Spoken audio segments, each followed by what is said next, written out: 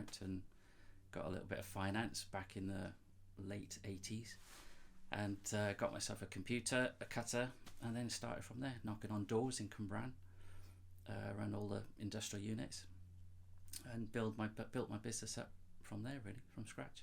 I love what I do. Every job is different, every customer is different. I just love what I do, enjoy it. Traditional sign writing, you've got the history behind traditional signs, how they're made, how they're created is somewhat of a lost art at the moment. But now everybody wants it yesterday, and they're not willing to wait, a couple of days, maybe a couple of weeks for a particular sign to be created. And that's when digital printing, vinyl lettering comes into play. That's when the speed and the quality needs to come into it. As if everything's computer made, computer cut. They don't want mistakes. They don't want the slight imperfections maybe that you get with traditional sign writing. They want the perfect job as if it's done by computer, and that's why digital printing comes into play, and like I say, vinyl graphics.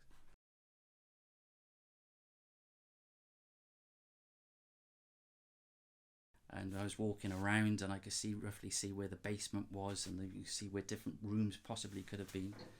And it's all covered with brambles, nettles, and there's no kind of footpaths going through. And as the sunlight was catching this the tree, at the base of the tree, it was this glinting. And I walked over to the tree, and it was this sheet of glass. And you could tell it was an old sheet of glass because it was quite thick, and it was kind of nibbled all the way along the side, which is how they used to kind of shape the glass back then. And I thought, well, that's really interesting. So I thought it's either going to get broken, damaged, or somebody's going to get hurt with it. So I took that away, and I did some research on where that glass was from, and it's actually it was the front window of the hospital. This is actually the same piece of glass.